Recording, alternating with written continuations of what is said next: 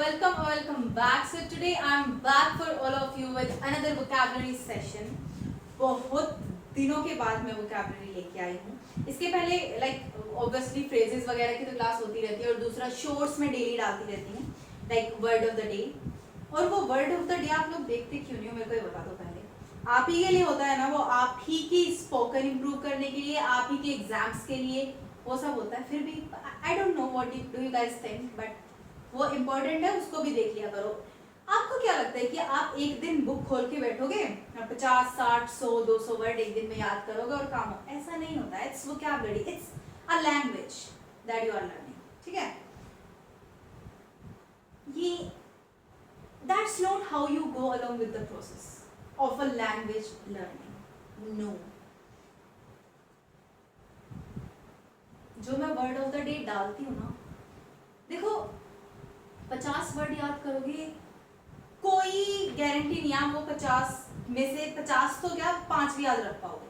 लेकिन अगर दिन में एक वर्ड देखा तो वो ना दिमाग में रहती है, चीजें यूज करने की कोशिश करता है इंसान उसे एक वर्ड को. 50 रट लिए कैसे भूल जाओगे आप, 5 मिनट बाद भूल जाओगे यार.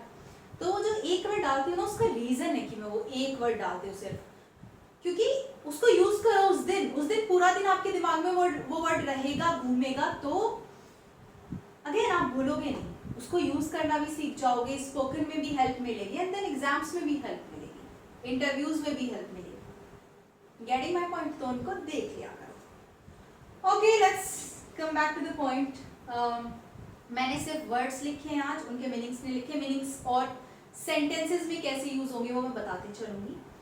नोट करते चलना, that is your task, note mind.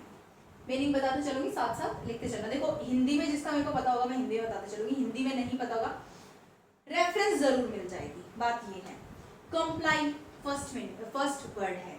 Comply का मतलब होता है इन अकॉर्डेंस विद, मतलब किसी चीज के अकॉर्डिंग हो रही है चीजें. जैसे यूएन चार्टर के कुछ गाइडलाइंस है, यूएन की कुछ गाइडलाइंस है और मैंने कोई इनिशिएटिव लिया,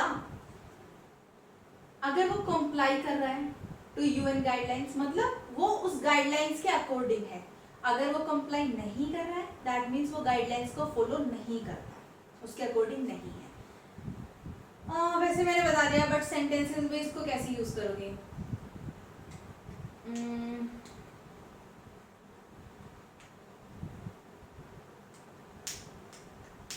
okay, the rules that this NGO abides by doesn't comply with the guidelines of UN.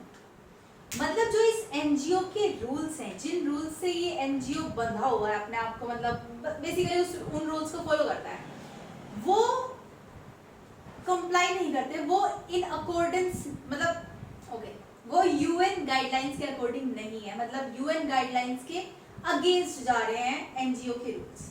Okay, got my point. Let's come to the second word that we have, anxious. ये word वैसे सबको पता होगा, लेकिन the reason why I took it here, first of all ऐसा भी हो सकता है आप में से कुछ को नहीं पता हो. ऐसा नहीं होता कि सबको सब कुछ पता होता है, मुझे भी सब कुछ नहीं पता. मैं बहुत चीजें सीखती हूँ, डेली सीखती हूँ, हर किसी से सीखती हूँ. ठीक है, सबसे पहले तो मैं बोलना चाहूंगी लर्निंग का कोई लिमिट नहीं होती लर्निंग की. और जब लैंग्वेज लर्निंग की बात आए उसमें तो भूल ही जाओ, उसमें है ही नहीं कोई लिमिट्स. आप जहां तक जाना चाहो वहां तक जा सकते हो, जितना गहराई में जाना चाहो उतना गहराई में जा सकते हो. And that's why keep yourself updated. So anxious होता है वरीड. देखो एंग्जाइटी होता है, डिप्रेशन होता है, स्ट्रेस होता है, ये चीजें होती हैं. इनमें से मैं एंग्जाइटी को लूंगी आज बिकॉज वही एंग्शियस से रिलेटेड है. एंग्जाइटी होती है जब आपको चिंता तो हो रही है लेकिन आपको ये नहीं पता कि चिंता आपको हो क्यों रही है, रीजन क्या है उसके पीछे, मतलब fear of unknown, that is anxiety. आपको चिंता है, डर है, लेकिन आपको ये नहीं पता है कि किस चीज का, that is anxiety. Depression different होता है, स्ट्रेस डिफरेंट होता है. वो डिस्कस करूंगी, एक शॉर्ट्स बना दूंगी इन तीनों चारों के ऊपर जितने भी हैं, वो देख लेना. बाकी अभी तक एंग्जाइटी समझो, और उसी पे बना है anxious. Anxiety is noun and anxious is adjective. So anxious is you are worried about something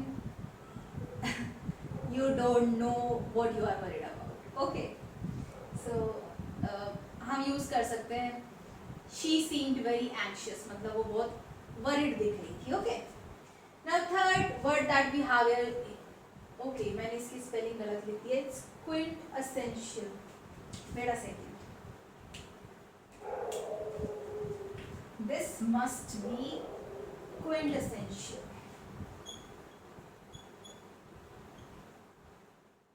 One of my most favorite words, quintessential. नोवेल्यूनोसिस भी मेरा बहुत ज़्यादा फेवरेट वर्ड है.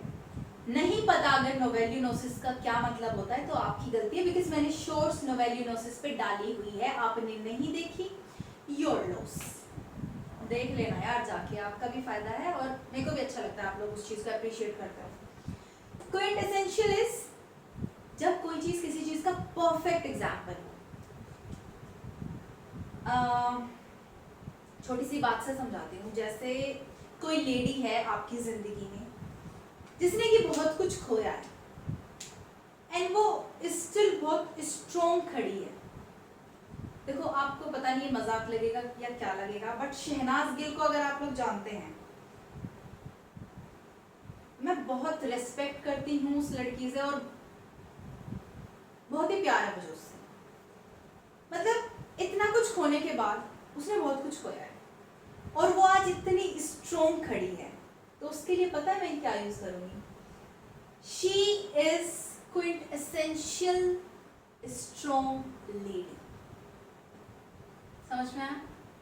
मतलब वो एक स्ट्रॉन्ग लेडी का परफेक्ट एग्जाम्पल है. परफेक्ट,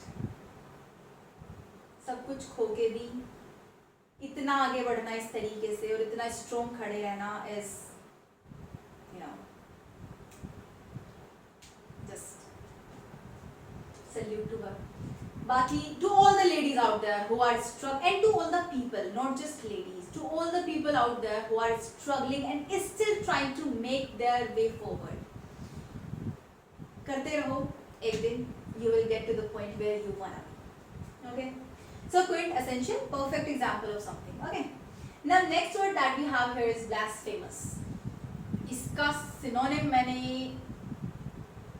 वो आएगा आपके 2-4 दिन बाद, इसका सिनोनिम भी आएगा आपके शॉर्ट्स में आएगा वो. ओके, ब्लास्फेमस होता है हम किसी सेक्रेड चीज के बारे में, किसी पवित्र चीज के बारे में या फिर भगवान के बारे में उल्टा सीधा बोलना, that is blasphemous. Okay, in sentences we can use it as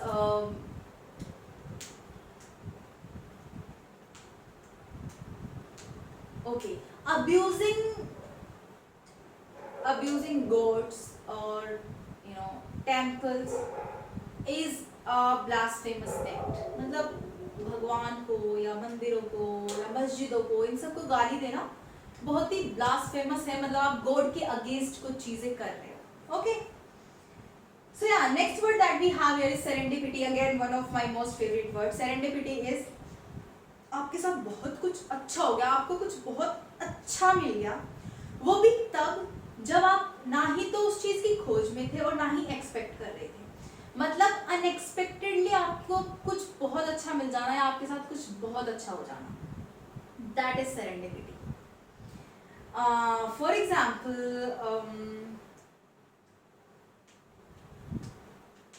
okay, moving abroad has been my deepest desire since my childhood, and yeah, that is going to happen next year. Serendipity. आप किसी को बता रहे हो कि abroad move करना, वहाँ पे सेटल डाउन करना has been one of my deepest desires. मतलब मेरी बहुत ही डीप इच्छा रही थी हमेशा से, एंड अब मैं नेक्स्ट ईयर जा रही हूँ. तो यू नो सी सेरेंडिपिटी, मतलब अनएक्सपेक्टेडली हो गया ये, मैंने तो प्लान भी नहीं करा था, उस चीज को सोचा भी नहीं था कभी. Okay, that's how you use this. Now defines. Defines is open resistance.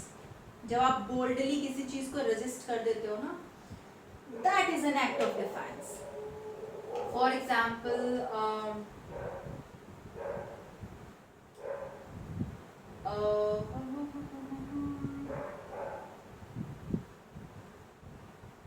okay, an act of defiance was registered against him. मतलब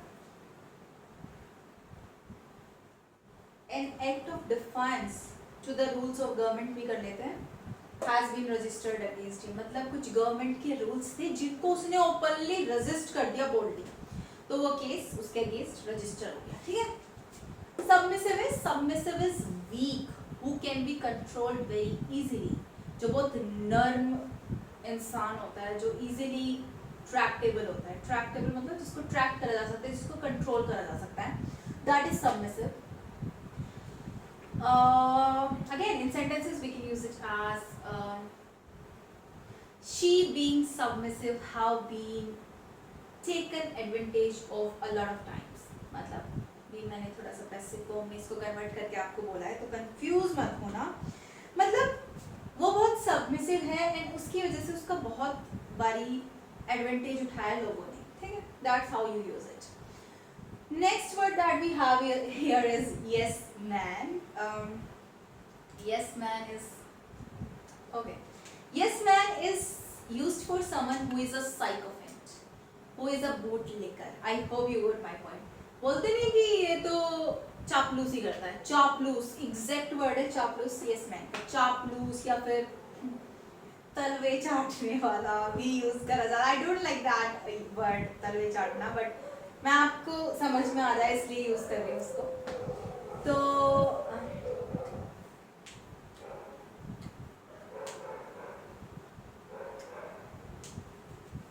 okay, in sentences we can use it as he is a yes man and that's why you will find him around boss most of the times, मतलब वो एक yes man है, एक bootlicker है, एक psychophant and that's why आप उसको हमेशा बॉस के आसपास ही मिलेगा वो आपको, ठीक है, that's how you use it। Ninth word is fret. Fret का मतलब होता है worry, चिंता करना, ओके। मैंने इसके ऊपर एक फ्रेज कराई है, वही यूज कर लेते हैं।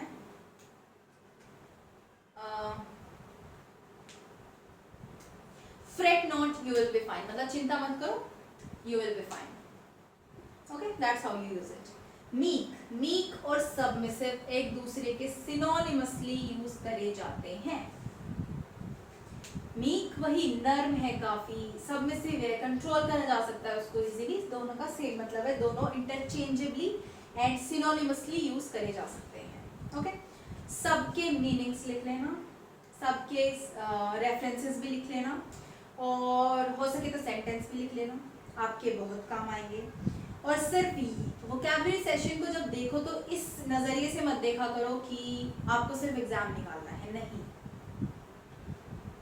लैंग्वेज है भाई, नॉलेज जितनी मिले ले लो और उसको यूज करो, बिकॉज रखी चीजें सड़ जाती हैं, यूज करो, यूज, आपको ये म्यूजियम में नहीं रखना है जाके, ठीक है। So yeah, this was the session for you guys. I hope you loved it. If you did, please give it a thumbs up and subscribe to my channel, and I'll see you in the next video. Till then, stay happy, healthy and bye.